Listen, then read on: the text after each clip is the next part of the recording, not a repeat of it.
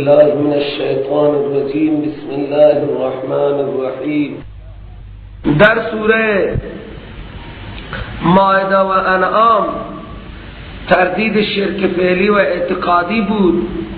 اکنون در سوره اعراف هم چیزهای دیگر که مشرکین تحریم کرده بودند از طرف خود اون چیزها را بیان می کند. مثلا لباس پوشیدن را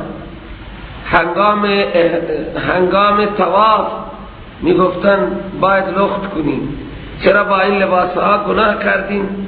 با لباس گناه چطور بریم خانه پاک الله سبحانه و تعالی را ما طواف کنیم؟ این هم لباس هستن می کشیدن. پوشیدن لباس را بر خودشان حرام می دانستن. لباس چه گناهی داره؟ جنایت تو کردی. خود در سوره اعراف الله سبحانه و تعالی بیان می فرماند که مسئله واضح شده است. حالا شما با جرأت و شهامت این مسئله را تبیین کنید، یعنی بیانش کنید، از کسی هم حراس نداشته باشید. اگر در این مسیر مصائبی آمد تحمل کنید، چنانچه که انبیاء علیهم السلام تحمل کردند. خلاصه این سوره مختصرا سه دعوا در این سوره می آید.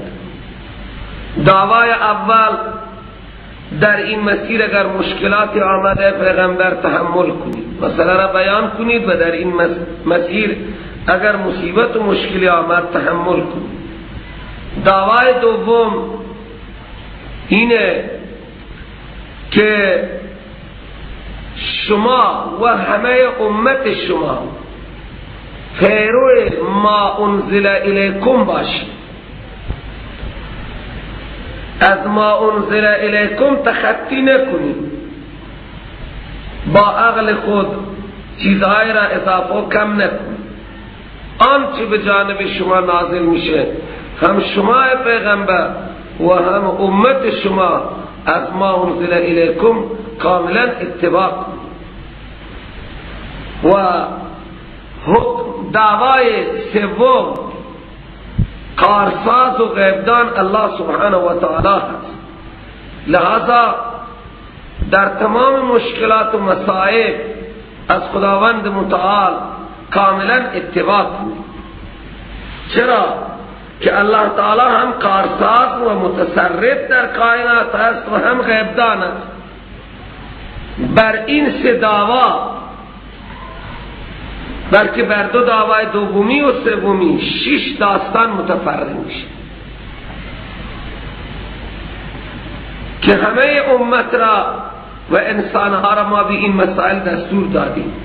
کارساز و غیبدان و متصرف الله است، لذا از اون الله باید اطاعت کرد. همه انبیا همین مسئله و همین دعوت را داشتن. اون 6 داستان بر این دعاوی متفرع میشه. خب در ابتدا حروف مقطعات الله عالم بمراده. کتاب، این کتاب خبر است، مبتداش هذا کتاب. این یک کتاب بسیار عظیم الشان است. دعوای اول انزل الیک، به جانب شما نازل کرده می شود، پس نباشد در سینه شما تنگی و حرجی از این کتاب، از تبلیغ این کتاب، از ارشاد این کتاب. این کتاب بسیار عظیم الشان هست، به جانب شما نازل کرده می شود. در این مسیر شما نه هراسی، نباشد در سینه شما حرجی، فشار و تنگی از ابلاغ و تبلیغ این کتاب، یا از این که کتاب را قبول نمی کنند. برای چه کتاب نازل کرده شده است؟ این حکمت انزال و فریضه رسول صلی الله علیه و سلم است، تا که شما با این کتاب آگاه کنید تمام انسانهای خواب و غافل را. و دیگر ذکرا للمؤمنین، برای نصیحت مؤمنین این کتاب نازل شده است.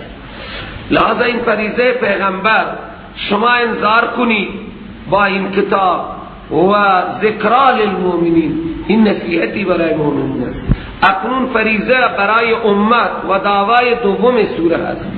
که همه شما امت شما لحظه پیرو ما انزله باشید، ما انزل الیکم باشید.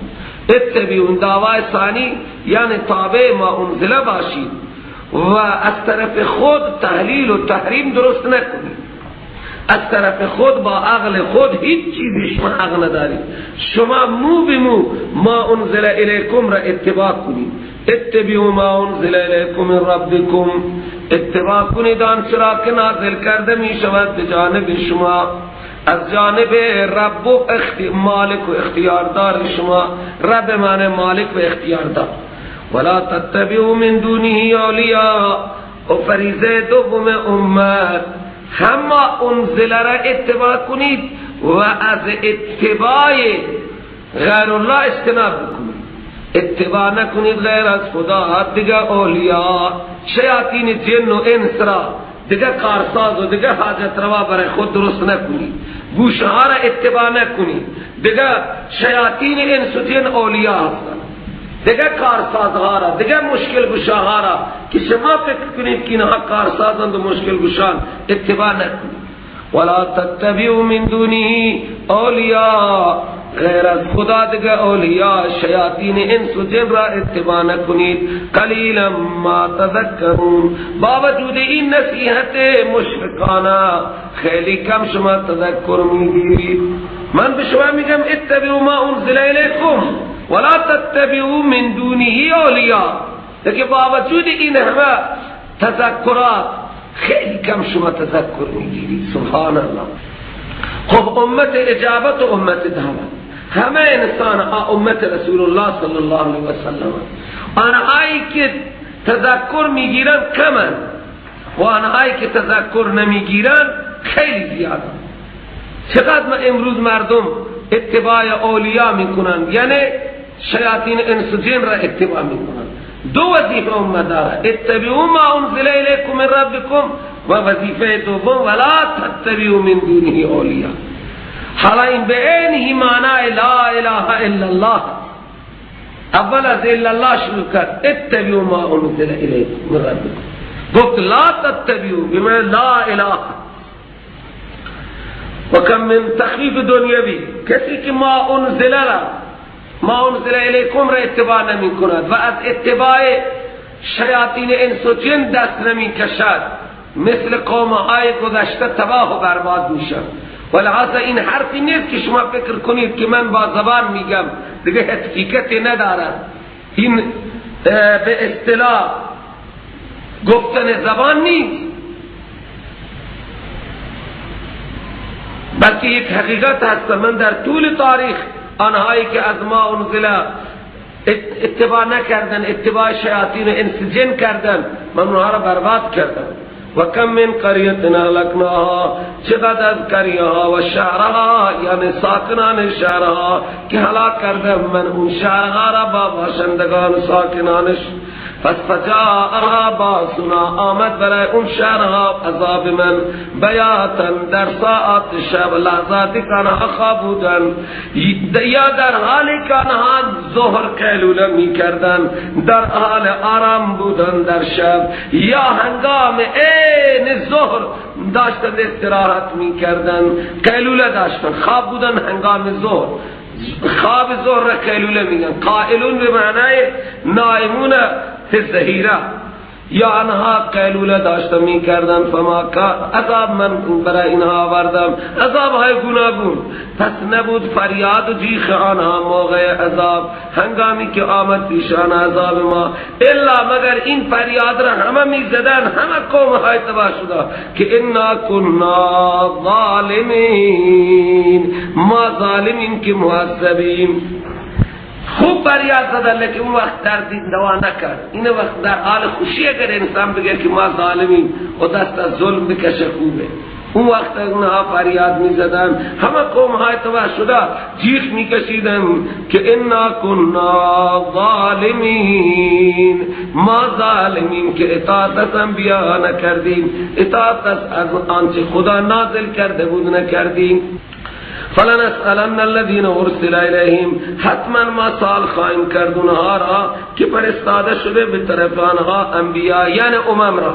این سال توبیخیه. الم اعهد الیکم یا بنی آدم الا تعبدوا الشیطان انه لكم عدو مبین وان اعبدونی هذا صراط مستقیم. این سؤال توبیخیه.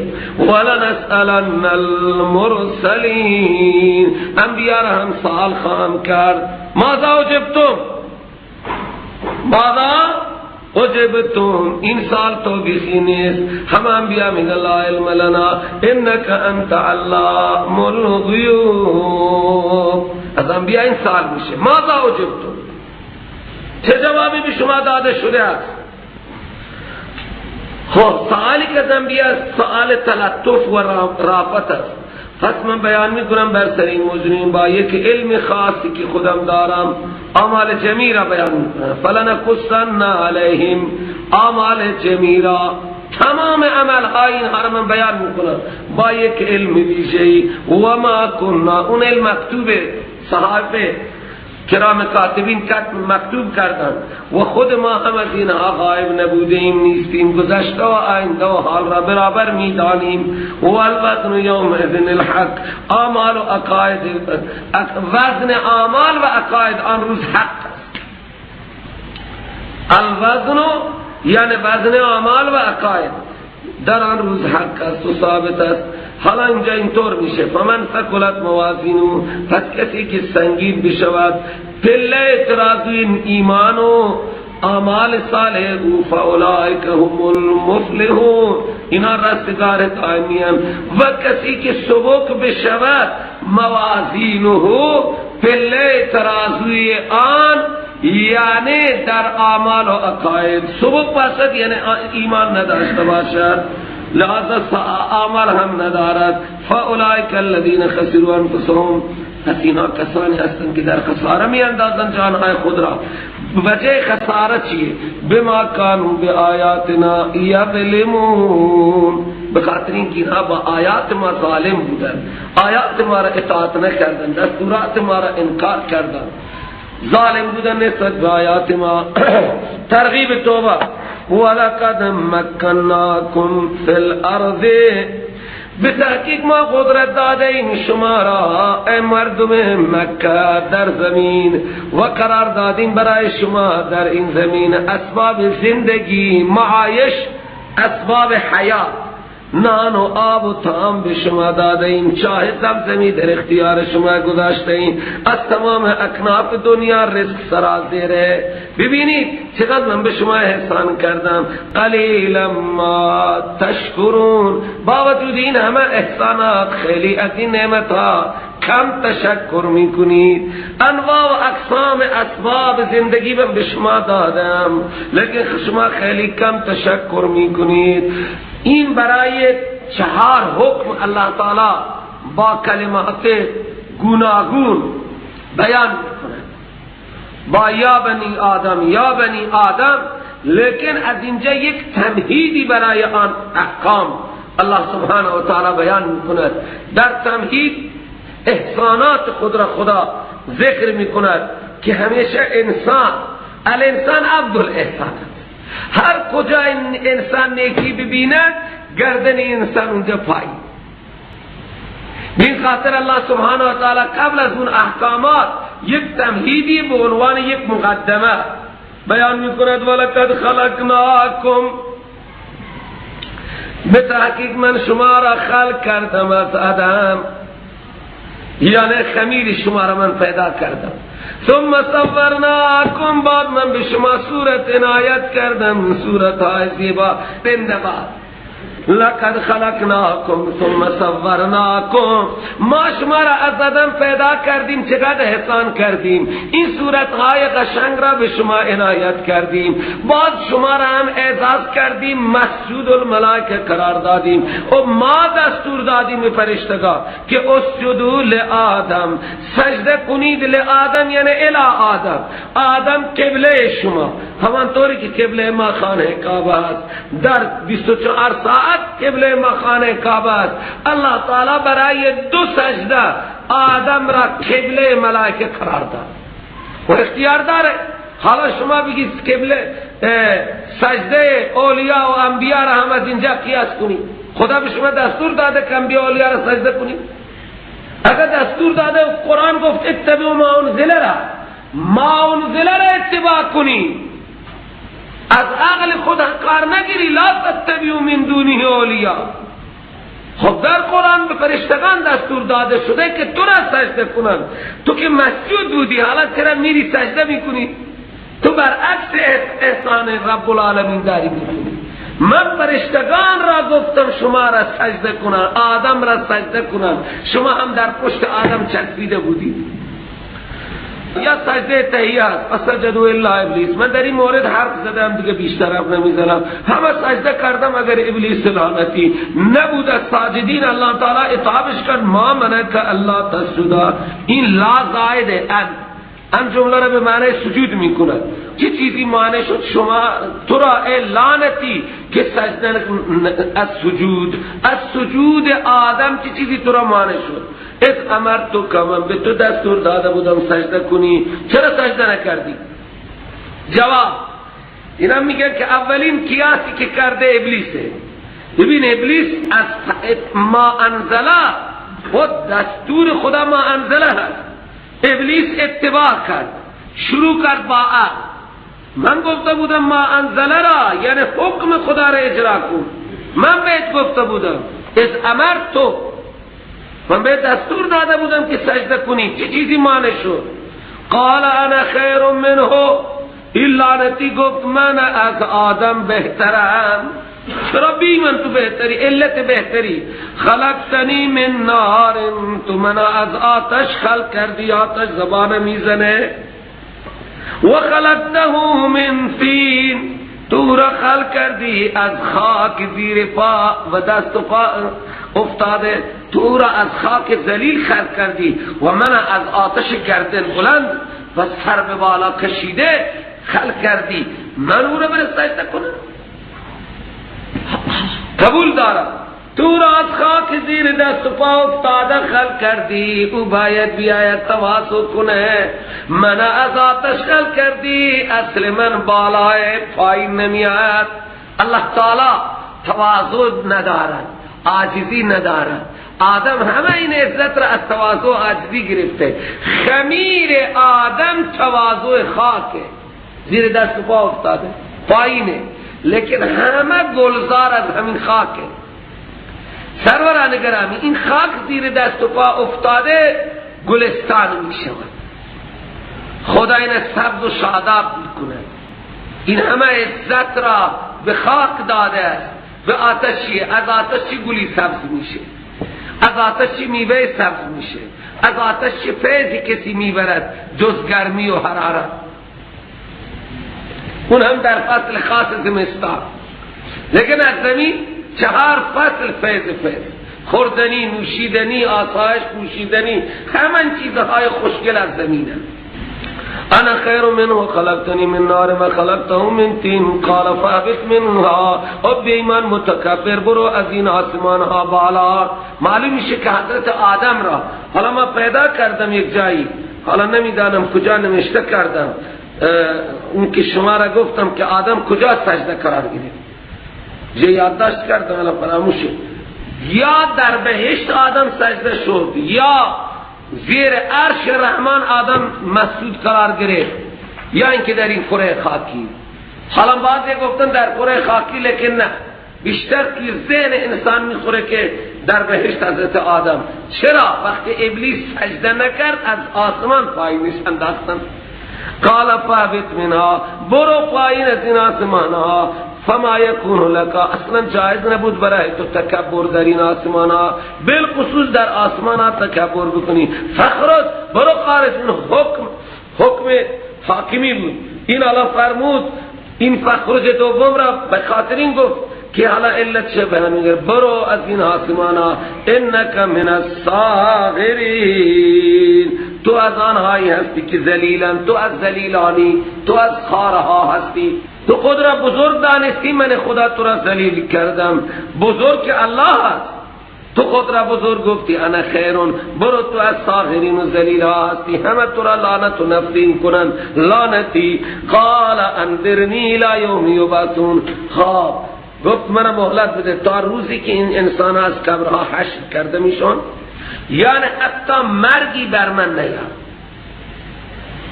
این درخواست الی یوم یبعثون، تا روز حشر الله تعالی تا اون وقت حرفش نپذیرو. قال گفت الله تعالی انک من المنذرین، تو مهلت داده شده ای الی وقت معلوم، تا یک وقت معین. اون وقت معین نفخه سور اولا، وقت نفخه سور اولا میشه برای فنایی این جهان و کائنات. ابلیس هم داخل میشه تا اون وقت این زنده. ببین چقدر تاریخ بلده. قبل از آدم خلق شده، آدم دیده، فرزندان آدم دیده، همه انبیاء را دیده، همه اولیاء را دیده در طول تاریخ. چقدر ترفند بلده، چقدر پیر کهنکاریه. دیگه امثال من و شما را این کجا میگذاره؟ مگر خدا رحم بفرماید. اینها افسانه نیستن.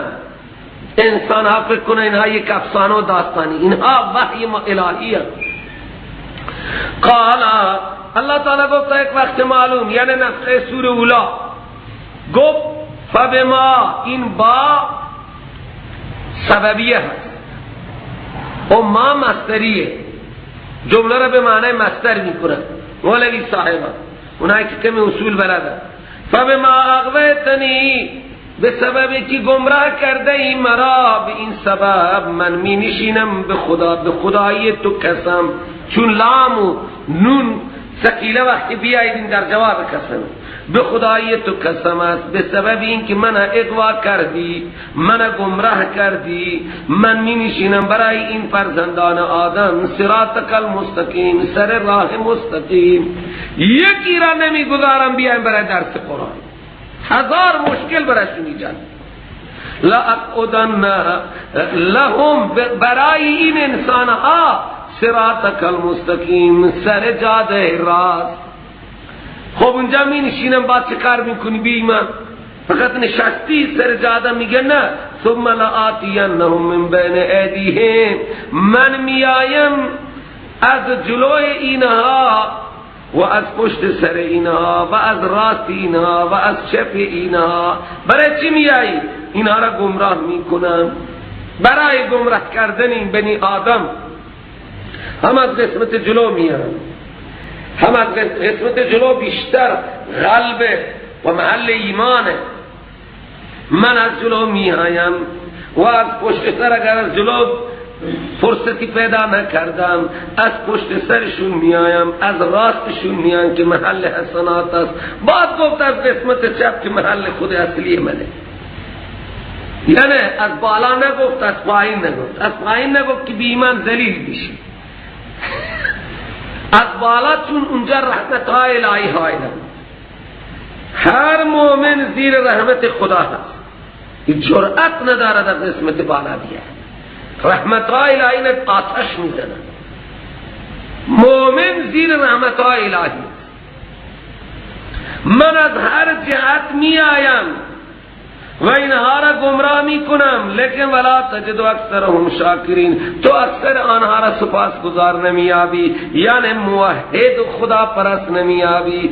قال اخرج منها، الله تعالی هم گفت جواب الله، برو بیرون به ایمان از این آسمان ها، مذعوما مدحورا، تو بسیار عیب زده هستی. مذعوما به معنی معیبا، تو بسیار معیوبی. مدحورا، معیبا و ممقوتا و مدحورا به معنی رانده شده هستی. برو به ایمان، معیوبی و تحت غضب خدا هستی. مذعوما یعنی مبغوزی، تحت غضب خدایی. و معیبی و مدحور به معنی رانده شده و دوری از رحمتهای خدا. البته هر که تو را اتباع کند از فرزندان آدم، لمن تبعک منهم، البته کسانی که تو را اتباع کنند از فرزندان آدم، منم وعده میکنم و قسم به کبریای خود میکنم که پر میکنم جهنم را از همه شما، از تابعین تو و تو که مطویان هایی، من جهنم پر میکنم. و یا خب این تتمه، این تمهید بود. که من به شما اینقدر احسان کردم، شما را مسعود الملائکه قرار دادم، اعزاز و اکرام کردم شما را، و چنین دشمنی از روز اعزاز و اکرام شما هم در کمین شما هست. ای فرزند ای آدم، این تتمه همین تمهید است، حکم هنوز میاد با یا بنی آدم. ای آدم سکونت کن شما و زوج محترم شما حوا الجنت، پس بخورید از هر جایی که خواستید و نزدیک این درخت نرید که میشید از ظالمین. لحظه ابلیس به ایمان فوسوس لهما، ابلیس که خدا از آسمان رانده کرد آدم و حوا را دستور سکون در جنت. مسجود معلوم اینه که بیرون از جنت زیر عرش رحمان عند سدرت المنتهى اونجا مسجود قرار گرفت. شیطان گفت برو بی من به زمین و آدم دستور داد که برو تو جنت، چون جسدش در زمین درست شد و لحاظا از زمین به آسمان برده شد، اونجا روح دمیده شد. همه آدم هنوز روح ندمیده نشده، فرشتگان را دستور داده فاذا سویته و نفخت فیه من روحی فقعوا له ساجدین. هنگامی که من آدم برابر کردم و روح را دمیدم فوری سجده کنید. تو لحظه این زیر بالای 7 آسمان نزدیک سدرت المنتهى و آنجا جنت المأوا هم هست. لحظه آدم علیه السلام مسجود قرار گرفت، بعد دستور داده شد که برو در جنت. اسکن انت و زوجک الجنت، ابلیس گفت برو توی زمین فکلا من حیث شئتما ولا تقربا هذه الشجره فتکونا من الظالمین. این لعنتی آمد از همین زمین وسوسه کرد. چقدر وسوسه شد؟ خورشید خیلی دوره نیست، شعاعش کجاه؟ در تمام زمین پخشه. این لعنتی یک مقری دارد، شعاع وساوسش در تمام دلها سیخک میزنه. خدا هست که قد استدراجش داده. و بعضی میگن نه به عزت نمیتونست بره به آسمان، مثل یک دزدی، مثل یک سگی از راه دزدی میره. لیکن قول درست همین قرآن میگه فوسوس لهما الشیطان، پس وسوسه انداخت برای آدم و حوا شیطان. چرا این وسوسه نتیجه چیه؟ لام نتیجه و عاقبته. نتیجه این شد که ظاهر کرد برای دوتا آنچرا که پوشیده شده بودن از آنها. لباس آدم ملبوس بود، حوا هم ملبوس بود و یک زمانی هم یک دیگر را نگاه نکرده بودن، شرمگاه یک دیگر را. یه لعنتی لباس اینها را در آورد، لخت کرد هم آدم و هم حوا، تاکہ ظاہر کند دور کند لیبدی لهما ما بوری عنهما، تاکہ ظاہر کند برای این دوتا آنچرا که مخفی شده بود از آنها. من سوآتهما بیان ما هست، یعنی شرمگاه. سوآت شرمگاه را میگه، این از سو هست که وقت شرمگاه لخت بشه که خیلی بده، زشته، نه لختی یک زشتیه. تا از شرمگاه آنها و قال به ایمان گفت، تشریح وسوسه هست، این وا تفسیری برای وسوسه هست. اون وسوسه به این کلمات بودن، به این طور تشریح وسوسه. ما نهاکما ربکما عن هذه الشجره، نه نکرده شما را رب شما از این درخت مگر به خاطر اینکه شما میشوید ملک، شما ملک میشید، به این خاطر گفته نخورید. اولی وسوسه. حضرت آدم در فکری هوا بود که خب ملک بشیم، نه بخوریم نه بنوشیم نه لخت بشیم، پاک و صاف همیشه خدا را عبادت کنیم. اولین قسمت وسوسه اینه، نه نکرده رب شما را از این درخت مگر اینکه شما میشوید ملک، یا کم از کم میشوید همیشه توی. وقت به آدم هم گفته بود انی جاعلون فی الارض خلیفه، آدم همیشه در این فکر بود که روز من به زمین اعزام میشم که آنجا باید خلافت کنم، آنجا باید حکم خدا را من تنفیذ کنم بر خودم و بر ذریات خودم و ذریات من هم حکم خدا را بر خود و بر دیگران نافذ کنم. آدم همیشه در این فکر بود. شیطان گفت خدا شما را مانع کرده به خاطر اینکه ملک میشید یا همیشه میمانید.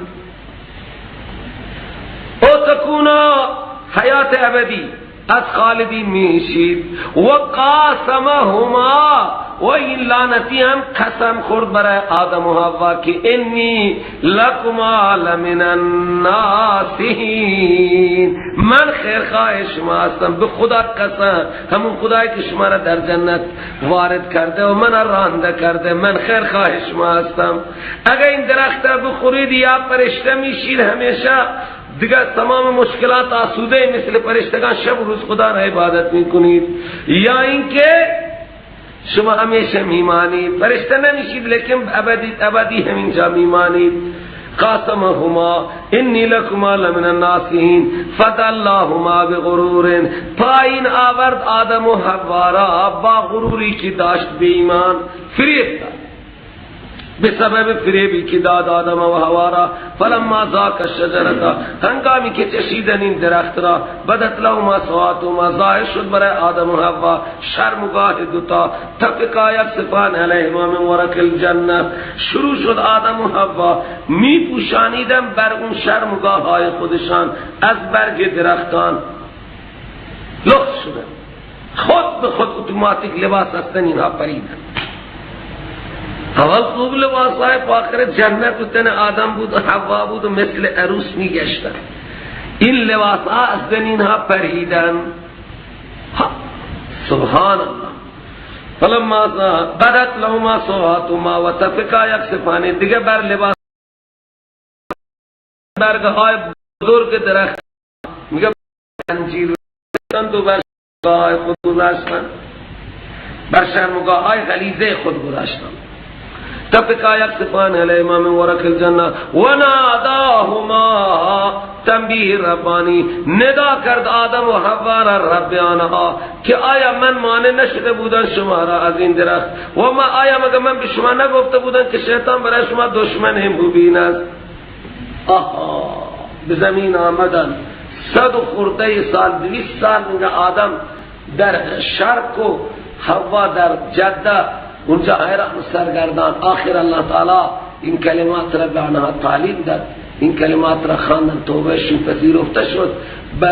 بر کوه جبل الرحمت در میدان عرفات آدم و حوا با هم آشنا شد. از آسمان که آمدن در زمین هم خدا در یک جایشون نبودن، این طرف انداخت اون طرف انداخت، آدم به این طرف آمد، حوا را این طرف. حوا همون نزدیکی جده میگن که عربستان مکه مکرمه و جده با هم نزدیکن. حالا جده هم به این خاطر میگن که میگن قبر حضرت حوا همون جای. والله قال، هر دوتا گفت ربنا ظلمنا انفسنا، رب برجانا خود ظلم کرده ایم، اگر تو مورد عنایت قرار ندادی، نبخشیدی ما را و ترحم نکردی، ما خاسر میشیم. قال احبطوا بعضكم لبعض، این کلمات دعایی قرآن میفسر بعضو، اینها بعد از احباط از به زمین اینها نازل شدند. فتلقى آدم من ربه کلمات. خلاصا وقتی اینها زمین آمدند، قال اهبطوا، الله دستور داد برید پایین، بعض شما برای بعض دیگر دشمنید. یک حکمت اینجا آزمایشگاهه، با هم عداوت کنی، یکی کافر یکی مومن درگیر بشید. ولکم فی الارض مستقر، و برای شما در زمین یک قرارگاهی هست و سامان رسید تا مدت معلوم، از اسباب معیشت نفع برداشتن است تا یک وقت معلوم. متاع یعنی سامان زندگی است تا یک مدت معلوم.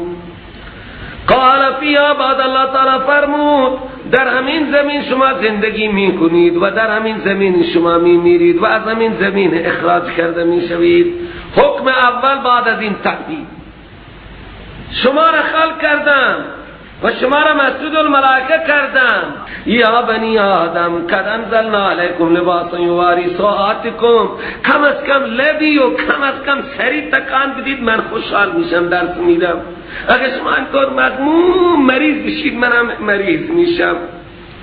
یا بنی آدم، حکم اول او فرزنده. ببینید خطاب قبل از نوح با یا بنی آدم بوده، او بنی آدم یا بنی آدم. بعد از بنی اسرائیل دیگه شده یا بنی اسرائیل و الان خطاب شده یا ایها الذین آمنوا. این خطابها همیشه تغییر کرده. هر حکمی که از وقت حضرت آدم شروع شده باشد خطاب یا بنی آدم. هر حکمی که اون حکم صادر شده از زمان آدم علیه السلام یا بنی آدم است. از یهود و نصارا باشد یا اهل کتاب و از امت محمد صلی الله علیه وسلم باشد یا ایها الذین آمنوا. حکمهایی که خدا نازل کرده اگر از زمان آدم با یا بنی آدم و اگر از زمان یهود و نصارا یا بنی اسرائیل و اگر اون حکم در زمان پیغمبر علیه السلام و به این طرفن لہذا یا ایها الذین آمنوا. این خطابها حکم اول یا بنی آدم 4 مرتبه تقریبا با یا بنی آدم خطاب میکنه. ای فرزند آدم قد انزلنا علیکم لباسا، من نازل کردم بر شما لباس. مواد لباس سروران گرامی همین آب از آسمان میاد. پنبه درست میشه، پشم درست میشه، کورک درست میشه. اینها مواد لباس از آسمان میاد.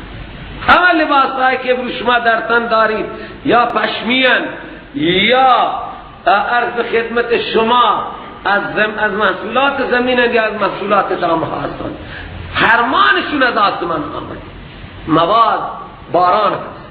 من نازل کردم بر شما لباس پوشاکی. حکمت اول لباس یواری سواتکم، مخفی میکنه شرم و گاه شما را. ببینین که لباس زیبایی هست. و ریشا و زینت شما هستند. بدون لباس انسان چقدر نازیبای. اوه خیلی نازیبای این انسان، هیچ زیبایی ندارد. شما میبینید وقت شما عروسی میکنید چقدر با لباس های فاخر، لیکن این خران دگوش لخت میکنن میگن شاید ما زیبایی. نه، هر چقدر لباس خوب باشد، لباس ساتر باشد، قشنگه، اینی که همینطور لخت می نشینه زنکر لخت میکنه غربی ها زیبای. کجا زیبای کسی؟ هر چقدر ساتر باشد زیبای، هر چقدر قشنگ پوشیده باشد زیباست. اینها نمیدانند. این یواری سواتکم، شرمگاه شما را مخفی میکنند از یک دیگر شما، از یک دیگر. ریش این لباس، من لباس را نازل کردم یواری سواتکم و ریشا و به خاطر زینت و آرایش شما هستند. همه زیبایی انسان از لباس است. و لباس التقوی ذالک خیر. و دیگر لباس معنوی و روحانی و اون لباس تقوی که به تن شما باشد. این لباس درجه ها بهتر از لباس جسمانی. لباس تقوی هزاران درجه بهتر است از این لباس ظاهری. اون لباس تقوی به تن هر که باشد خیره. ذالک من آیات الله. این لباس جسمانی و لباس روحانی که تقوی است از دلائل قدرت رب العالمین. سبحان الله. این دامهای بیچاره لختند. بعض دامها را اللہ تعالی پرده کرده، دمه برای آنها ویزان کمی مخفیان، لیکن بیشتر دامها لختند و به نظر میان. یا با یک دمی کمی خدا اونها را ساتر میکند. اکثر دامها همین طور یک دومی چیزی دارن سطر میشن، لیکن اللہ سبحانہ و تعالی مارا چیزی نتی داده، لباس تقوی و لباس ظاہری را ورده. مارا مثل دامها اینقدر مو پشم در تمام بدن ما مثل بز و مشک درست میکرد، چیزا نازیبا بودیم، لیکن اللہ سبحانہ و تعالی احسان کرده. در قسمت هایی که زیبایی هست خدا ریشی گذاشته و زیبایی مرد در ریشه. زیبایی اون زن همونه که خدا در اصل فطرت و ریشم نمیگذارد. هر کسی زیبایی دارد. بسم الله الرحمن الرحیم. یا ذالک من آیات الله. این لباس جسمانی و روحانی اینها دلائل آیات الهی ہیں تاکہ شما تذکر بگیرید. یا بنی آدم. حکم دوم لا یفتننکم الشیطان. در فتنه نیندازد شما را شیطان، چنانچه که در فتنه انداخت و بیرون کرد والدین شما را از جنت، کشید از اون بیچاره ها از آدم و حوا لباس آنها را تا که نشان بدهد به دوتای آنها دیگه فرزندی که نداشتن هنوز فرزند در زمین پیدا شده. جنت که جای توالد و تناسل نیست، تناسل اونجا نسل کشی نیست. لیوریهما سوآتهما تا که نشان بدهد به آدم و حوا شرمگاه آنها را. انه یراکم هو و قبیله، او فرزندان آدم دشمن خطرناکی او شما را می‌بیند و تمام ارتشیان و سپاهیان او هم شما را می‌بینند از جایی که شما آنها را نمی‌بینید. شما در کمین آنها قرار دارید و آنها را نمی‌بینید. حضرت شیخ می‌فرمودند این شما را که خواب می‌آید این لعنت شیطان اسکو گالی دو، یعنی نه ناسزا بگی لعنتی جهنمی را. او می‌بیند او تمام قدرت را اینجا دارد اعمال می‌کند. بازار که در تسخیر کرده و انسان هر قلعه‌ای را که فتح نکند اونجا جان میده. نه بازار تسخیر کرده، خانم‌های بلور اندامی میآیند، نه روزه میگذارند خدا نجات بدهد و نه ایمان میگذارند. مائلات ممیلات کاسیات عاریات، بس اونا را همونها او قبیله او هست و تنها قبیله را اونجا اعزام میکند و برای شما خودش میآید. همت کردید از اتاق بیدار شدید و آمدید اینجا لالایی میده، کمر شیطان شما شکستید اینجا نشست. این خط او مرید داره، همین 4 نفر هم نمیگذاره. خدا این لعنت کنه. انه یراکم هو و قبیله، این لعنتی میبینه شما را و قبیله شما را میبینه از جایی که شما آنها را نمیبینی. عادتا شما نمیبینید. دادای به صورت شیخی مشایخی چیزی میآید. چه دشمن خطرناک. انا جعلنا الشیاطین، ها نسخه نجات یعنی ایمان. من قرار دادم شیاطین را یار و همکار آنهایی که ایمان ندارن، آنهایی که ایمان قوی دارن. با یک اعوذ بالله من الشیطان الرجیم، این بیمان آتش میگیره فوقش از همون دور برای لالایی میگیره. خدا این لعنت کنه. و اذا فعلوا فاحشة، وقتی این مریدان شیطان عملی انجام میدن، فاحشه اعتقادی فاحشه یا عملا شرکی چیزی انجام میدن، تعبیر میکنن قالو، میگوین این عاملین و فاعلین فاحشه اعتقادی شرکی، کفر شرکی یا فاحشه عملی. وقتی اینا رو میگه بے ایمان پس چرا لختی؟ قالو میگه وجدنا علیه آبانا، ما دیدیم بر همین لختی و فاحشه آبا و اجداد خود را. ها دختر میگه مادری من میجو پوش بوده، من چرا نباشم؟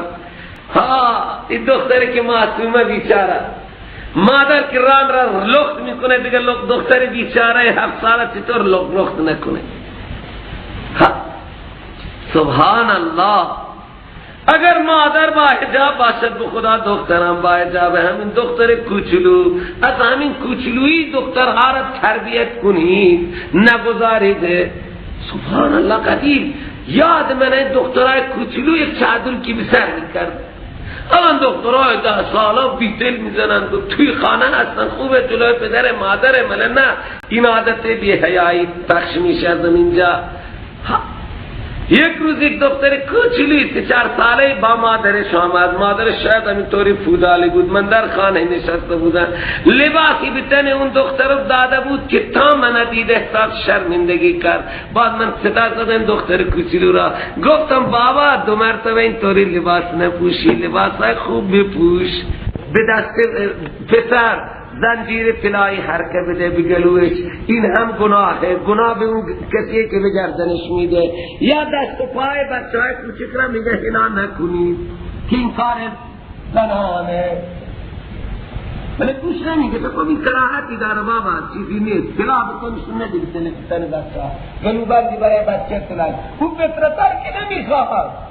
باور کنید فطرت بچه ها، این دخترو 1 ساله 2 ساله، دختره 3 ساله و 1 ساله میبینی در روسکی و لالایی و مامایی و اینطوری میکنه.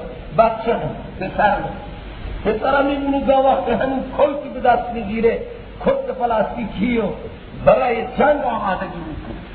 فطرتشه. همه این بچه های کوچیک چی میدهند؟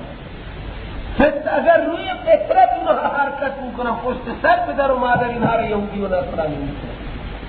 کل مولود یولد علی الفطره. من تعجب میکنم دختر ایتالا او همین چی دست داده که تو باید یک زن مامایی کنی و لالایی کنی؟ تو همین مسیر میده پسرها را میبینی تو مسیر خودش میده. فطرتشون تا سالمه. بعد که فطرتشون خراب میشه جوان میشه فطرتش خراب میشه اون جوان هم میگه گلوبند طلایی بگه. این جوانیه این مردیه که برای گلوبند طلایی عشق میکنه یا برای دستبندی انگشتر طلایی که شعار مردانه. انگشتر و گوشواره و زنجیر این شعار زنانه. مرد اینطور نباید میشه. وقتی انجام میده یک فاحشه اعتقادی عملی میگوه وجدنا علیه آبانا والله امرنا بها. خدا همین گفته قل بگو بین بی ایمانها ان الله لا یامر بالفحشاء. الله دستور فحشا نمیدهد لختی و عریانی نمیدهد اور نداده. اتقولون علی الله ما لا تعلمون. و ظالمین میگید بر خدا چیزی که نمیدانید. قل بگو بینها تفصیل نسخه هدایت امر ربی بالقسط. دستور داده رب من به عدالت که چیه؟ توحید لا اله الا الله. به انصاف رب من دستور داده است.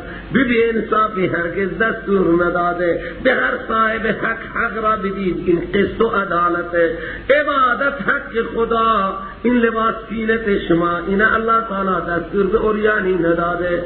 و همچنین رب من گفته است قالا و رب هم گفته است که اقیموا وجوهکم. خوب راست کنید چهره‌های خود را عند کل مسجد نزد هر سجده. چهره را فقط برای خدا بیارید پایین. که ایمانها این آستانها را نبرید پایین نکنید. راست کنید چهره‌های خود را. یک عبارت بیضاوی و جلاله میخوانم اخلصوا له سجودکم. خالص کنید برای خدا سجده‌هایتان را. و فقط بخواندون خدا را در حالی که خالص کننده باشید برای اون خدا دین رمان سجد و دعا را. این دو عبادت بزرگ در تمام ادیان از آدم گرفته تا خاتم و تا قیام قیامت سجده یک عبادت بوده اختصاص به الله داشته. برای دیگه هیچ کس جایز نشده. هر مشرک به ایمان این تعظیم را برای معبود خودش انجام داد. خورشید پرستان و ماه پرستان و ستاره پرستان برای این انوارات سجده کردند. قبر پرستان برای قبرها، بت پرستان برای بتها، درخت پرستان برای درختها. اقیموا وجوهکم. بعضی گفته از وجوه مراد قلب دل خود را راست کنید. هنگام هر سجده به طرف خدا متوجه باشید و بخواندون خدا را خالص کنید برای خدا دین را. کما بداکم تعودون. همان طوری که خدا شما را اول خلق کرده بعد از پناهی عود می کنید. شما بعد از پناهی عود می کنید. همان طوری که شما را اول خلق کرده بعد از پناهی تعودون بر می گردید. فریقاً هدا و فریقاً علیهم الضلالة. محل جزا یک دسته روی هدایتن خدا اونها را هدایت کرده. یک فریقی را خدا هدایت کرده و یک فریقی ثابت شده بر آنها ضلالت. محل جزا انهم اتخذوا الشیاطین. اینهایی که ثابت شده بر آنها ضلالت ثبت شده بر آنها ضلالت اینا کسانی هستند که شیاطین را اولیاء غیر از الله گرفتند. اینا کسانی هستند که اتخذوا الشیاطین اولیاء. اینا شیاطین را شیاطین انس و جن را اولیاء کارساز و مدیر و مدبر قرار دادن غیر از خدا و فکر کردن که روی هدایتن و فکر کردن که و هر ظالم تصورش همینه که من هدایتم و فکر کردن جهل مرکب. تمام دنیا را امروز جهل مرکب گرفته. جهل مرکب چیه؟ آن کس که نداند در جهل مرکب ابد الدهر بماند. اون انسانی که تشخیص نمیدهد که نمیداند او همیشه نادان است. کسی که نادانی خود را پی ببرد او در فکر دانایی میشه. الله سبحانه و تعالی میگه این جهنمیان همیشه تو جهل مرکب بودن. اینها که دلالت بر آنها ثبت شده کسانی هستند که اتخاذ کردن شیاطین انس و جن را اولیاء، مدیر و مدبر، گوش به فرمان گوشها بودن غیر از خدا، و اونها هم فکر کردن که روی هدایتن، حکم سوم یا بنی آدم، او فرزندان آدم خذوا زینتکم عند کل مسجد، شما بردارید لباس را حرام نکنید، زینت هایتان را یعنی لباس کنید نزد هر مسجد یعنی سجده، یعنی فرض است شما وقتی نماز میخوانید بعد لباس میپوشید. لوگ اگر در یک خانه هم باشید نماز باطله، زنان که بعد از سر تا پا لباس میپوشند. اگر زنی در خانه نماز میخواند و آستین خود را بالا بزند این قدر نماز او فاسد، همین دست مستحق آستین خود را تا آرنج بالا زد زن و نماز خوان نماز او فاسده. گلوش ظاهر شد ولو زن تنها در خانه نماز میخواند اون هم نمازش باطله. چرا؟ هره باید از سر تا پا، حالا مرد که اگر از شطالنگ لباسش پایین تر باشد نماز او مکروه تحریمیه، بله زن هر چی شد لباس را پایین کنه. حتی در حدیث آمد که زنان گفت زرا پایین کنه. الان دنیا اسم برعکسه، خانم ها لباس ها را بالا میزنن تا زانو یک وجه بالاتر از زانو توی خیابان قدم میزنن، و شما شلوارها را میزنید پایین. حالا به شما دستور داده شده است که تا نصف ساق یا اگر خیلی بر شما گرانه الالکابه، کاب هم باید ظاهر بشه و راه بید. ببینید معکوس انسان حرکت میکنه. زنان باید لباسشون پایین باشد، هر چی که حتی پاشون هم دیده نشه باشه لباس. پاجامه زن باید بره روی پایش گذاشته بشه، تمام پاش زیر لباس. حالا مردها پارچهشون پایینه، شطالنگ چیه که حتی زمین را هم جارو میزنن با دهن شلوارهای خودشون. یکی را حضرت استاد روزی گفت سیتی بود از سرمایداران و مدرسه داشت، حضرت استاد گفت این شلوار تا باید بالا بزنی، هم برای نظافت شلوار هم برای بقا و دوام شلوار خوبه. او شوخی کرد گفت که استاد صاحب، جناب استاد، ما تو خانه کسی نداریم که خانه ما را جارو بزنه، ما با همین دهن شلوار ترا خانه خود را میگردیم جارو میزنیم. شلوارم دهنش بزرگ میکرده این خانه، اینم که راه میرن دیگه خوبه برای هر جا. و ما خانه های ما را هم کسی نیست که جارو بزنه، ما هم همینطور راه میریم هم خانه ما جارو میشه. برعکس انسان ها راه میره. سبحان الله. ای بنی آدم خذوا زینتکم، برداری لباس های خود را عند کل مسجد و کلوا، بخورید از نعمت های سرشار الهی، واشربوا، و نوشم کنید از آب میوه و غیره و غیره، ولا تسرفوا، اسراف نکنید. یعنی نه لباس نه طعام نه شراب من نوشیدنی برای غیر الله نظر نکنید، شربت غیر الله ندهید که اسراف. کلوا واشربوا ولا تسرفوا. چرا؟ انه لا يحب المسرفین. الله تعالی مسرفین را دوست ندارد، اونایی که اسراف میکنن. کل من حرم زینت الله التي اخرج لعباده والطیبات من الرزق. تحریمات غیر الله، لباس حرام میکردن، خوردنی نوشیدن ها را برای غیر الله حرام میکردن، گاو و گوسفند ها را برای غیر الله حرام میکردن. الله تعالی میگه پاکیزه را من برای بندگان درست کردن. کی حرام میکنه چیزهای پاکیزه را؟ از سر خود حاکمی میکنید. کبوترها را من حلال کردم بخورید، شما این همه کبوتر تجمع دارن شما حرامشون میکنید. قل من حرم زینت الله التي اخرج لعباده. چه کسی تو لباس، مشرکین لباس نمیپوشیدن، کیه که حرام کنه تزیینات الهی را که برای بندگان خودش پیدا کرده و پاکیزها را از رزق. قل بگو این طیبات من الرزق و زینتی که خدا برای بندگان پیدا کرده برای کسانی هستن که ایمان آوردن در حیاتی دنیا و خالصا روز قیامت. در اصل الله تعالی این امکانات دنیا را برای مؤمنین خلق کرده، این کافرها را هم طور ضمنی میده و خالصا این تمام زینت ها برای مؤمنین روز قیامت، به کافرها هیچی نمیده. کل این تزیینات و طیبات برای کسانی که ایمان آوردن در حیات دنیا و خالصا روز قیامت برای مؤمنین. کذالک به این کیفیت که بیان شد ما تفصیلا بیان میکنیم آیات را برای قومی که یک ذره میدانند، اونا که میدانند که انه لا شریک له.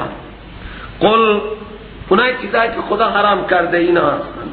بگو اے پیغمبر تحریمات الهی، اون تحریمات غیر الله بودن، گفت کی حرام میکنه طیبات را یا زینت الهی را؟ حالا بیان تحریمات الهی، آنچه را که خدا حرام کرده. قل انما حرم ربی الفواحش ما ظهر منها وما بطن والاثم والبغي بغیر الحق وان تشركوا بالله ما لم ينزل به سلطانا وان تقولوا على الله ما لا تعلمون.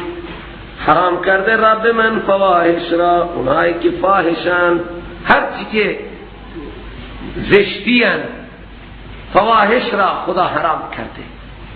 دروغ، غیبت، تهمت، عیب‌زنی، زنا، مقدمات زنا، لختی، عریانی، اینها همه فواحشن. خدا فواحش را حرام کرده. آنهایی که ظاهرا لخت میکند و میره، این ظاهره، و آنهایی که باطنن در باطن میره کار بد انجام میده، همه فواحش را الله سبحانه و تعالی حرام کرده. اسم و گناه را خدا حرام کرده. بغی و سرکشی و تمرد را به غیر حق خدا حرام کرده. و اینکه شما شریک کنید با خدا در عبادت اون کسانی را که خدا برای شرکت آنها هیچ دلیلی نازل نکرده. شما اون انبیاء و اولیاء فرشتگانی را با خدا شریک کنید که خدا برای شرکت آنها هیچ دلیلی نازل نکرده.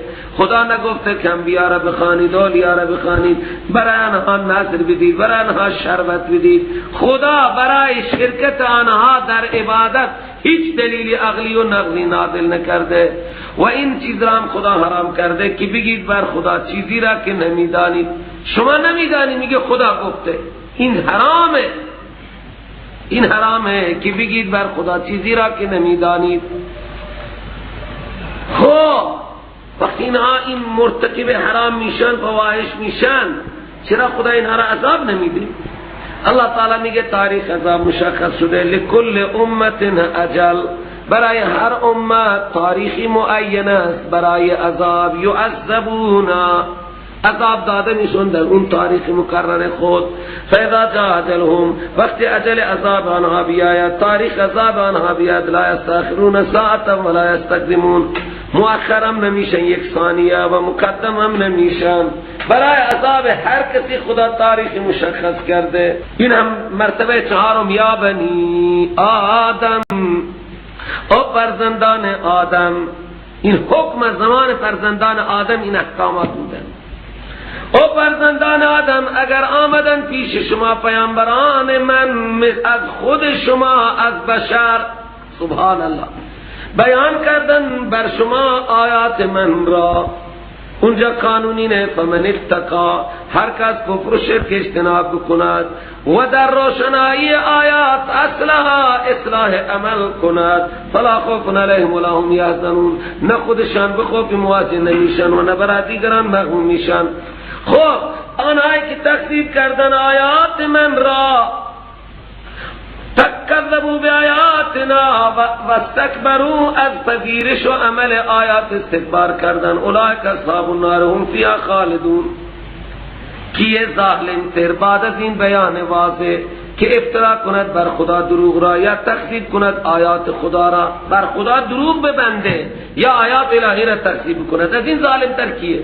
اولئک که این انسان های ظالم میرسد به آنها سهم آنها یعنی از رزق و از عمر و غیره، از کتاب یا از آنچه که در لوح محفوظ نوشته شده، حتی تا اینجا سهم بینا میرسه از کتاب لوح محفوظ، رزق به آنها میرسه، عمر به آنها میرسه، عزت و دولت به آنها میرسه، حتی اذا جاءتهم الرسلنا، تا اینکه میاد برای اینها پیامبران ما یعنی فرشتگان عذاب، ملک الموت هم میاد، تا اینکه میاد برای اینها پیامبران ما یعنی قابضین ارواح میان، یتوفونهم موت میدهند اینها را، قالوا هنگام مرگ ماموران مرگ میگویند برای تدلیل آنها اینما کنتم تدعون من دون الله، کجاند آنهایی که شما غیر از خدا صدا میزدید؟ چرا نمیان دست شما را نمیگیرن؟ چرا نمیان شما را از پنجه مکر نجات نمیدن؟ و هنگام مرگ ندا کنندگان غیر الله را گرز میزنند و سوال میکنند اینما کنتم تدعون من دون الله، کجاند آنهایی که شما آنها را غیر از خدا صدا زدید، فریاد زدید؟ چرا نمیان شما را از پنجه ما نجات نمیدن؟ شما میگفتید ما پارتی داریم، ما شفی داریم، ما مشکل گشا داریم، کجاند؟ نمیان داد شما رسیدگی نمیکنه. قالوا این مجرمین میگویند ضلوا عنا، گمند از نصرت ما، از امداد و نصرت ما الان گم هیچ نمیبینیم.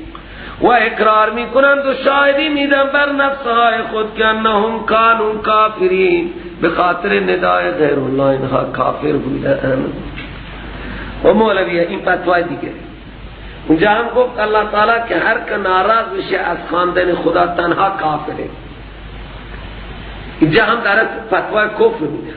وقتی آنها میگن ضلوا عنا یعنی بله ما خوانده ایم غیر الله را، لیکن برای اینکه در مشکلات و شدائد و سختی ها ما را کمک کنند به این اعتقاد آنها را خواندیم. الان که گمن یعنی اعتراف کردن که ما خواندیم، پس اعتراف کفر کردن. ببینید قرآن هست و شهدو اقرار میکنن بر جانهای خیش که آنها بودن واقعا کافر، یعنی عابدین لما لا یستحق العبادت اصلا از روح المانی. اینا کافرین بودن یعنی پرستش کردن، خواندن العابدین لما لا یستحق العبادت، عابد کسانی بودن که مستحق عبادت نبودن. الله تعالی میگه الان که روشون کار شد ادخلوا فی قد خلت من قبلکم، برید وارد بشید در اون ملت هایی که گذشتن قبل از شما از جن و انس در آتش جهنم.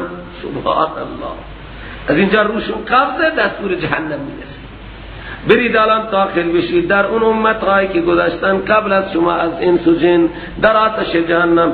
کلما دخلت امت لعنت اختها، هر زمانی که داخل می شود یک امتی لعنت می کند هم مذهب خود را، اختها یعنی خواهر خود را، اختمون خواهر را میگن اینجا براد هم شبیه و هم اعتقاد خود را. دزدها در یک جهنمی اسیرن، خودشان جایشون تنگه، تعداد دیگر میگن برو تازه تو مردی برو تو اونجا. فرعون اول توی عذابه، الان که بوش بره اونجا فرعون ناراحت میشه. جای ما از اول تنگه، مثل که ببرن توی یک اتاقی، مثلا توی این اتاق 400-500 نفر بیارن داخل کنن، خب دیگه اینا ناراحت میشه نه؟ ها سبحان الله. کلما دخلت امت لعنت اختها، هر زمانی که داخل می شود یک امتی لعنت می کند هم مذهب خود را، حتی اذا دارکوا فیها جمیعا، تا اینکه تجمع می کنند در این جهنم جمیعا. اطلاعکوا و اجتمعوا، اینجا با هم لاحق می شند و تجمع می کنند. قالت اخراهم لاولاهم، میگویند آنهایی که بعد آمدن برای آنهایی که قبلا آمدن ربنا هؤلاء اضلونا، ربا اینا ما را گمراه کردن، این آبا و اجداد بود ما را گمراه کردن، شرک به ما تعلیم دادند و بی ایمان ها مردند و رفت و پشت سر ما از آنها تقلید کردیم. فهمیدید؟ ها و این رسم ها را کی بگلو اینها بسته؟ کی بسته؟ قبلی ها بسته. بین خاطر میگن لعنت قالت اخراهم، اونها که بعد رب آمدن آخری ها برای اولی ها در حق مشرکان و پیران و آبا و اجداد، ربنا هؤلاء اضلونا، ربا همینا ما را گمراه کردن، این تمام رسم ها را بگردن ما بستن که ما موت و حیات بندگان تو را تجلیل کردیم و نشستیم و فکر کردیم که دیگر ما را تمام مشکلات اینها نجات میده. این سبق ها را به ما اینها دادن، دیگر اینا ما را گمراه کردن. لذا مطالبه ما اینه که فآتهم عذابا ضعفا من النار، بده بینها عذابی چند برابر. قال الله تعالی میگه لکل ضعف، برای هر کسی چند برابر عذاب هست، ولکن لا تعلمون، لیکن شما نمیدانی. اونهایی که گمراه کننده بودن عذاب آنها چند برابر، آنها که گمراه شدن به گمراهی آنها اونها هم چند برابر عذاب. قالت اولاهم لاخراهم، میگویند اولا لاخرا فما کان لکم علینا من فضل، نیست برای شما بر ما هیچ فضیلتی به اعتبار تخفیف عذاب، لذا همه من شما فذوقوا العذاب. الله تعالی میگوید بچشید و ظالمین اخرا اولا، همه شما عذاب را بچشید به مقابل اون اعمال های کفری و شرکی که به ما اعمال کفری و شرکی که در طول زندگی کسب شما بود، همه کفر کردید و همه شرک کردید و همه خواندید ندای غیر الله کردید، حالا بچشید به ایمان ها. ان الذين كذبوا بآياتنا، حالت حرمان از جنت آنهایی که تکذیب کردن آیات ما را اصلا گوش نکشیدن. خوب گوش کنی او مولویا، ان الذين كذبوا بآياتنا یعنی آیات ما را اصلا تدبر نکردن، فکر نکردن، اصلا نگاه نکردن که ندای غیر الله و نظر غیر الله برای ما سودی دارد یا ندارد. تکذیب آیات همینه. اونا که تکذیب کردن آیات ما را، استکبار کردن پذیرش آیات، باز کردن نمیشود برای آنها درهای آسمان که برن، موقعی که روحشون پرواز میکنه درهای آسمان برای اینها باز نمیشود. دو مرتبه سر و ته میکنن پایین زمین، مقام سجین جای این هست و داخل نمیشن در جنت، حتی که داخل بشود الجمل، شتر نر بزرگ را جمل لوک در سم الخیاط، سوراخ سوزن، خیاط به معنی سوزن، سم به معنی سوراخ، این دیگه محاله.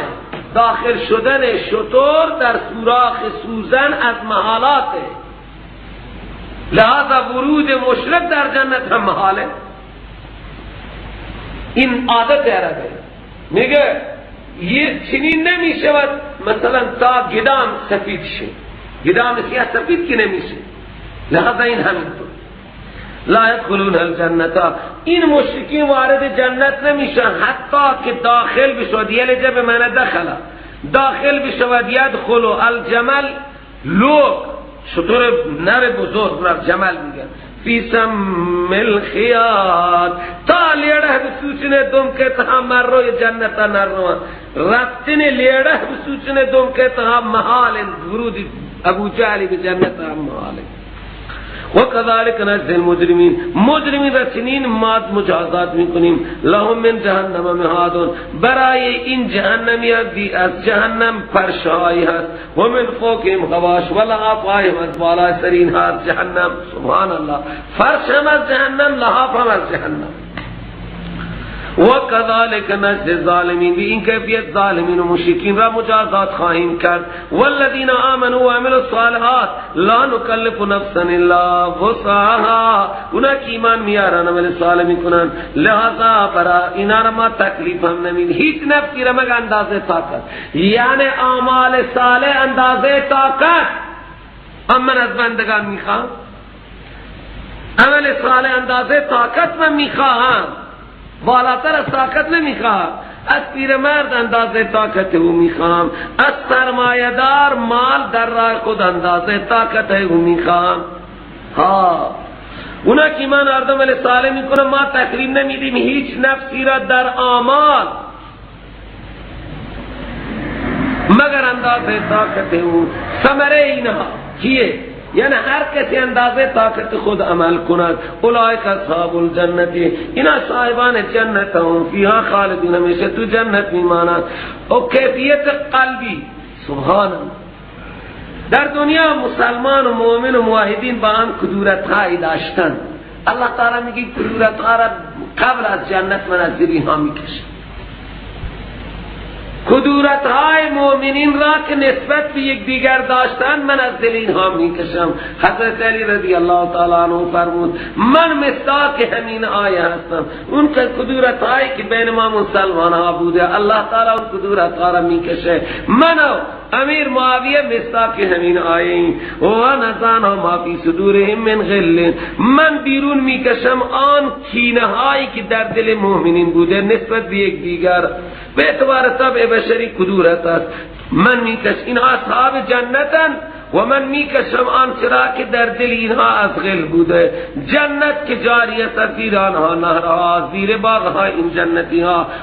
وقال الحمدلله، از غایت فرح و سرور همه جنتی ها با یک ندا بگی الحمدلله الذی هدانا.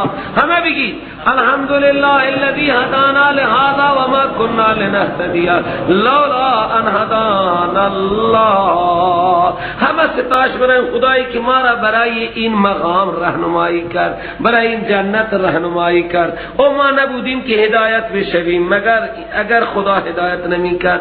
ما نمیتونستیم راهی بیابیم اگر خدا راه نشان نمیداد. اگر هدایت خدا، راهنمایی خدا برای ما موجود نمی بود، خود ما که ندانستیم راهی ببریم به اینجا.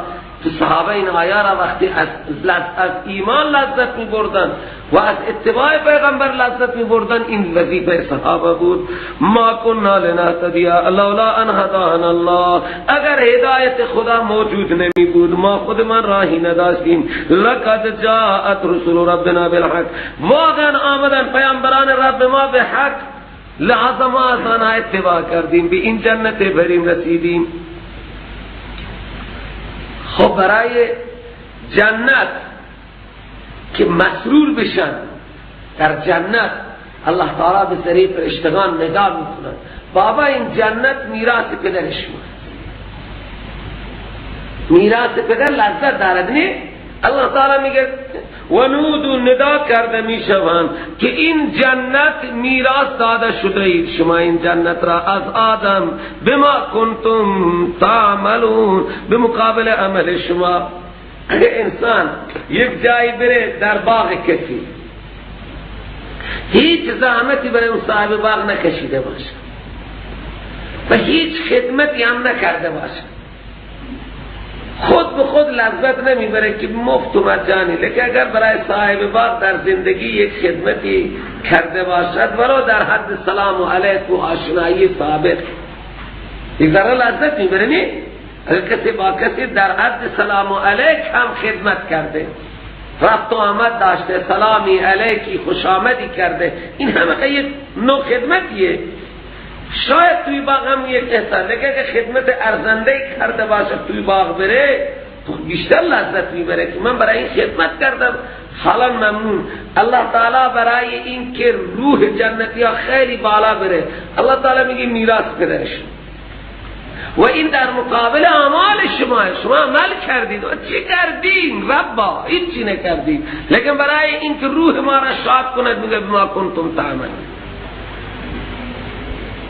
ندا داده میشون. یک معنی همینه که میراث پدر شما، یکی اینه خدا برای همه انسان ها در جنت جا درست کرده، برای همه انسان ها در جهنم هم جا درست کرده. هر چقدر انسان الله تعالی تصمیم گرفته خلق کنه یا خلق کرده، جایگاه مؤمنین در جهنم میده به کافرها و جایگاه کافرها در جنت میده به مؤمنان.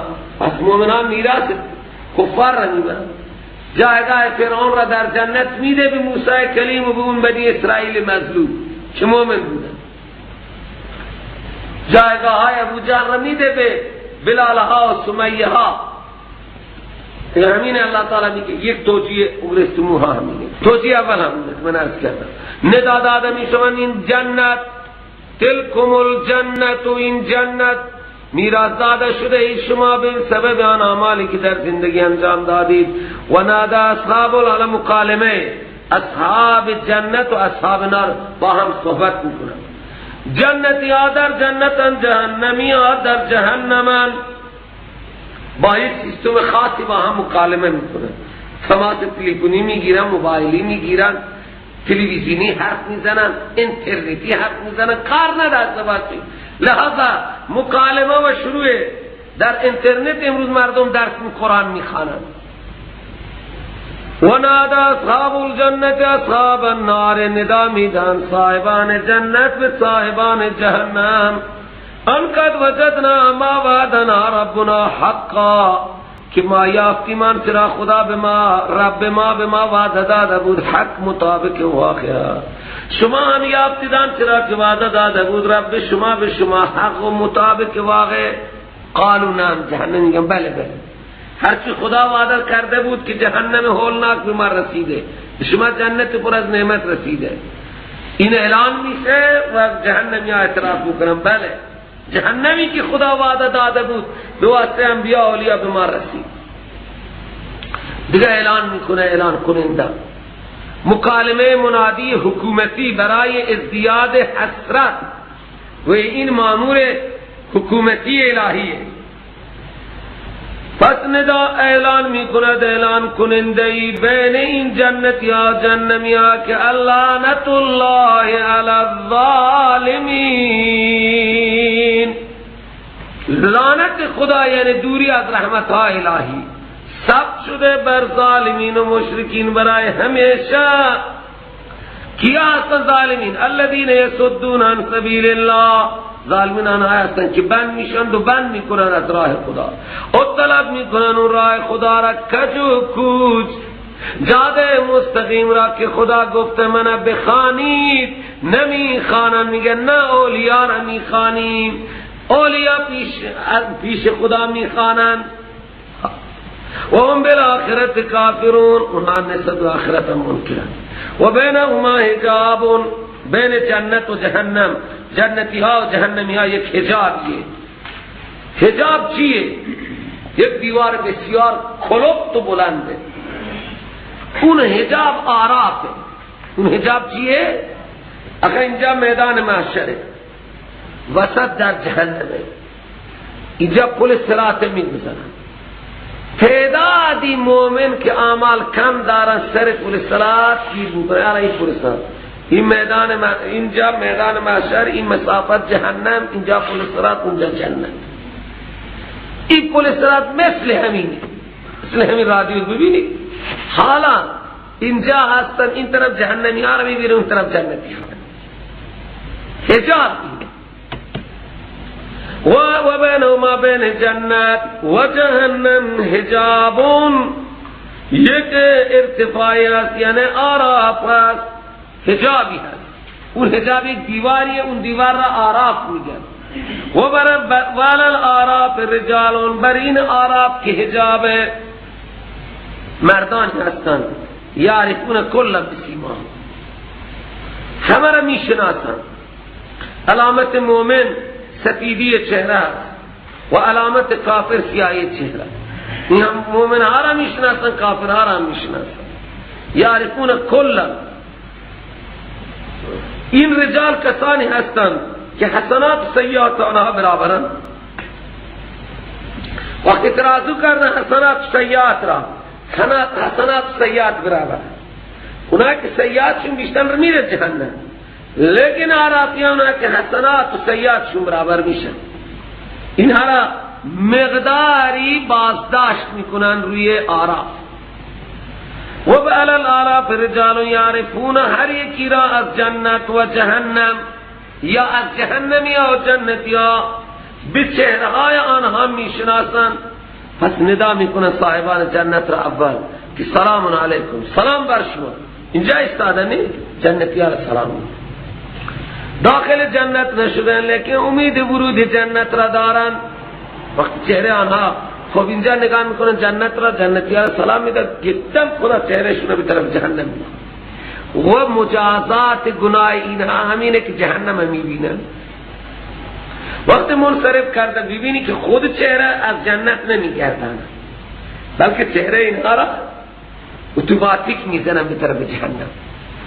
گردانیده میشه چهره آنها به طرف جنت. اصحاب نار قالوا از حال داشتن ربنا لا تجعلنا مع القوم الظالمین، جیغ میکشند ربا ما را با قوم ظالمین داخل نکن. ونادى اصحاب الاعراف رجالا يعرفونهم بسيماهم قالوا ما اغنى عنكم جمعكم وما كنتم تستكبرون. این اعرافی ها شخصیت های را تو جهنم میبینن، آنها را میشنن. او فرعون، ابو جهل، بوش بلر، شارون، همکار اینها هستند، اینها را میشنن. اما در دنیا شما ارتش داشتید، سپاه داشتید، امکانات داشتید، تجهیزات داشتید، مال داشتید، آبرو داشتید، این همه امکانات درد شما را دوا نکرد. این اعرافی ها جهنمی ها را میگن، همون جهنمی های را که میشناسن که دارای عده و عده بودن در دنیا. میگوین از اعرافی ها نادا اصحاب الاعراف، مردانی را که میشناسن آنها را به چهره. قالوا میگن این اعرافی ها دفع نکرد از سر شما جماعت شما. سبحان الله، اولین سبب غرور ارتش سپاه این جماعت شما که شما داشتید، لشکری داشتید، تجهیزات نظامی داشتید. و سبب غرور دوم معبودها که به خاطر این معبودها پشتیبانها دست ما را میگیرن، پشتیبان داریم، علی جان دست ما را میگیره، فلانی جان دست ما را میگیره، غوث اعظم دست ما را میگیره. و سبب غرور انسانان و دلیل اینه که هیچ زمانی اینها احساس گناه یا احساس دوزخ نمی کنن. اینقدر خانه بابا اشکی که ریختی برای امام در محرم، جنت در بسته برای تو باقی. اون چشم را جهنم نمی سوزاند که از اون چشم برای امام حسین اشک بریزه. اون چشم نماز نکنه، روزه نگیره، حج نکنه، زکات نده، شرک بکنه، ندای غیر الله بکنه، دیگه جهنم به خاطر همین اشکا را نمی سوزاند. حالا این نمیخوام بفهمید، این خاطر میگم دفع نکرد از شما جماعت شما که سبب غرور اول بود، سبب غرور دوم معبودان باطل و نه آنهایی که شما به خاطر آنها استکبار و غرور دادی. ای اصنابکم الذین تعتقدون کبرها و عظمها، شما معتقد بودید اینها هر چی در اختیار دارن شما را جهنم نجات میدن. این هم استکبار شما، این معبودانی که به خاطر آنها شما استکبار داشتی، هم شما برای شما از شما هیچ چیزی را دفع نکردن. طرف نگاه میکنه ابوبکر در جنت، عمر در جنت، عثمان در جنت، طلحه و زبیر و علی در جنت هم. شما در دنیا میگفتین ابوی جنت را ببین چطور تو جنت هم. اهؤلاء الذین اقسمتم، آیا اینها، این ابوبکر و عمرها کسانی هستند که شما در دنیا قسم میخوردید که لا ینالهم الله برحمت، نمیداد آنها را الله تعالی رحمت یعنی جنت. حالان که بهشون قیل لهم، حالان که بهشون گفته شده ادخلوا الجنت، برید توی جنت، لا خوف علیکم ولا انتم تحزنون. و همین اعتقاد را ندارن. بسا جنتی را مردم جهنمی نمیدانند. اینها اعتقاد دارند که نعوذ بالله در جهنم پایین ترین طبقه جهنم 12 کافر قرار دارند. 6 تا از این امتن و 6 تا از امم گذشته. از این امت سه خلیفه اول طلحه و زبیر یکی دیگر پایین‌ترین طبقه جهنم را نعوذ بالله اینا تو کتابشون نوشته، من میگم به شما، من الکی نمیگم، اینجا عرفیان میگم. آیا این مومنین اونها هستن قسم میخوردید شما که نمیرساند اینها را الله تعالی به رحمت و جنت؟ شما میگفتید سمیه، یاسر، بلال اینها هیچ چی نیستن. حالا ببین تو بهشون گفته شده قیل لهم ادخلوا الجنة لا خوف علیکم ولا انتم تحزنون. فریاد میزنند اصحاب نار اصحاب جنت. خب اول این اصحاب اعراف با اینا حرف میزنند که اینا را که شما میگفتید اینا را خدای چیزی نمیده، میبینید در وسط جنت طلحه، زبیر، ابوبکر، عمر، عثمان، بلال، سمیه همه در وسط جنت هست. و شروع میکنن جهنمی ها فریاد میزنن اصحاب نار اصحاب جنت را که بریزید بر ما مقداری آب از آبهای جنت یا از آن چیزایی که خدا به شما رزق عنایت داده، یک سیب یک میوه برای ما تو جهنم پرتاب کنید. جواب جنتی ها میگه ان الله حرمهما علی الکافرین. این ناز و نعمت های جنت را خدا بر کافران حرام کرده، ممنوعیم، ما اجازه نداریم بریزیم بر شما. آب آشامیدنی ها و خوردنی های جنت حرام کرده خدا بر کافری. خب کافر کیه؟ کدوم کافر ها؟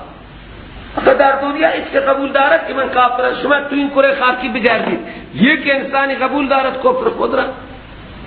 هیچ کافری در دنیا نبوده و نیست که کفر خود را قبول کنه. لیکن اللہ تعالی یک سری علامت های ذکر کرده برای کافری. کیا هم کافر که جهنم بر آنها، جنت نعمت های جنت بر آنها حرامن؟ الذين اتخذوا دينهم لهوا ولعبا. او مولوی خوب فکر کنی آیا کافر کیه؟ اونا هستن که اتخاذ کردن دین خود را تماشا و بازی، کارشون تماشای فوتبال و بازی. قرآن میگه، من نمیگه. لهو به معنی تماشا، لعب به معنی بازی.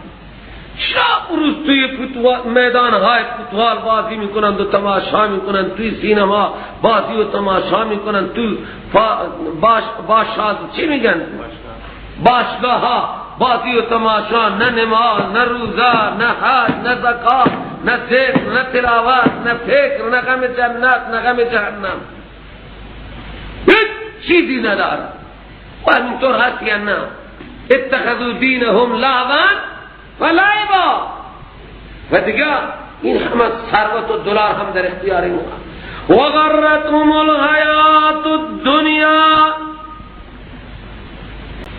حیات دنیا آنها را فریب داده. حیات دنیا چیه؟ پست، ریاست، زر، مال، کشاورزی، این همه چیزها، دامداری، اینا را با خود مشغول کرده، کاملا از خدا فراموش و نیست. اینا از خدا فراموش، اینا که همش توی میدان ها فوتبال تماشا میکنن و بازی میکنن، اونجا خدا را ذکر میکنن، اونجا در فکر جهنم، در فکر جنت. شما بگید بابا اونی که مستقیم نگاه میکند به جای خود همین پای تلویزیون که نشسته مبهوته.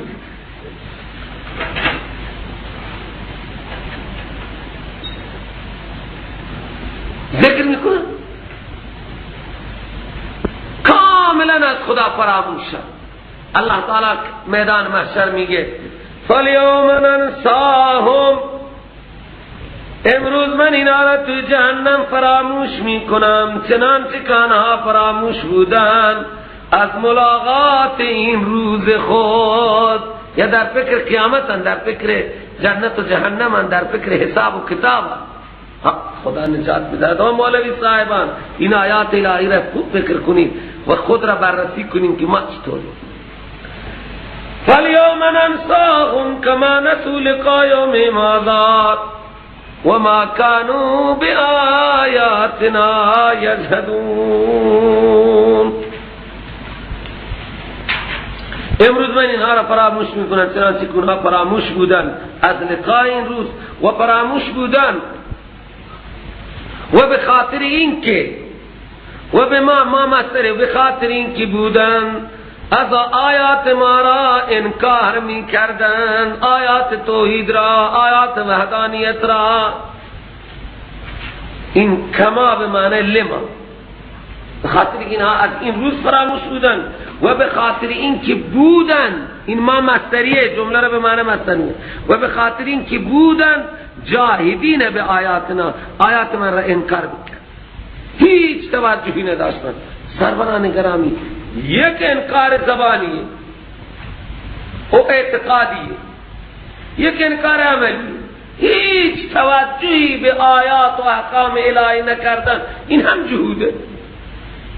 درسته یا یکی با زبان و اعتقاده، این هم جهوده. دیگه جهود عملی، هیچ فکری به آیات الهی ندارن. ببینید هیچ فکری به آیات الهی، همه دروغ باقی سر منبرها میان، سر چی میان، با آیات الهی کار ندارن. و آخر دعوانا ان الحمد لله رب